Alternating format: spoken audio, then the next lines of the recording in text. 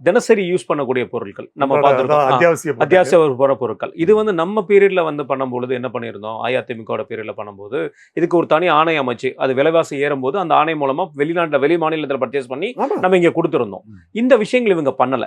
இத எப்படி பார்க்குறீங்க நீங்க? இல்லையே. அதுதான் சொல்றேனே. அதாவது இந்த ஆட்சியாளர்களுக்கு ஆளவும் தெரியவில்லை. அல்லது ஒரு பிரச்சனையை எப்படி சமாளிப்பது என்பதும் தெரியவில்லை. அதாவது ஆடத் தெரியாதவன் மேடை கோணல் பாங்க. அது மாதிரி இவங்க வந்து குறை சொல்றதுல தான் கவனம் செலுத்துறாங்க ஒழிய, நீங்க நல்ல பாயிண்ட் சொன்னீங்க. இங்க தக்காளி விலை ஏறுகிற போது அல்லது விளைச்சல் குறைகிற போது, தக்காளி விலை நீங்களாம் ஒரு கிலோ ரூ. 100 கூட எட்டுச்சு.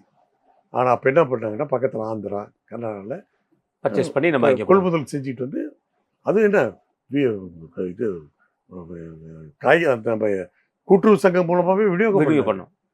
இப்போ உங்களுக்கு கொரோனா காலத்தில் தெரியுமே, கொரோனா காலத்தில் வீட்டுக்கு டோர் டெலிவரி.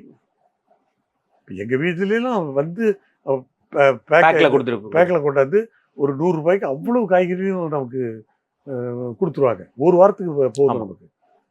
அது வந்து அதுதான் அந்த அதாவது ஆட்சியாளர்களுக்கு அந்த எப்படி பிரச்சனைகளை சமாளிப்பது என்கிற அந்த விஷயம் தெரியும். அதான் நம்ம வந்து அரிஸ்டாட்டில் அரசியல் மேதை அரிஸ்டாட்டில் என்ன சொன்னாருன்னா, ஆள்கிறவர்களுக்கு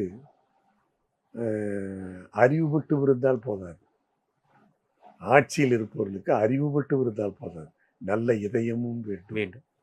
இந்த ரெண்டும் இந்த காம்பினேஷன். அறிவு மட்டும் இருந்ததுன்னா மட்டும் போதாது, இதயம் இருந்தால் அப்போதான் அந்த மக்களுடைய கஷ்டங்களை கருணை அந்த உள்ளம். நீ அறிவு மூலமாக பிடிங்களா மனிதனுடைய கஷ்டத்தை புரிஞ்சிக்க முடியாது. அது பெரிய ஆமாம், சட்டத்தை தான் நம்ம செயல்படுத்த முடியும். ஆனால் நல்ல இதயம் இருந்ததுன்னா அந்த சட்டத்தினால் மக்கள் பாதிக்கப்படுகிறார்கள். அதுக்கு என்ன பரிகாரம்? அதற்கு எங்களுடைய மாண்புமிகு முதலமைச்சராக இருந்த எடப்பாடியார் ஒரு சிறந்த உதாரணம். நீட் வந்துடுச்சு, விதிவிலக்கு வாங்க முடியல, ரத்து பண்ண முடியல, அம்மா ரத்தே பண்ணிடுறாங்க, ரத்து பண்ணுறாங்க. கோர்ட்டில் நம்ம வெற்றி பெற்றோம். ஆனால் மறுபடியும் அதை எடுத்து சுப்ரீம் கோர்ட்டுக்கு போய் அதை இது பண்ணிட்டாங்க.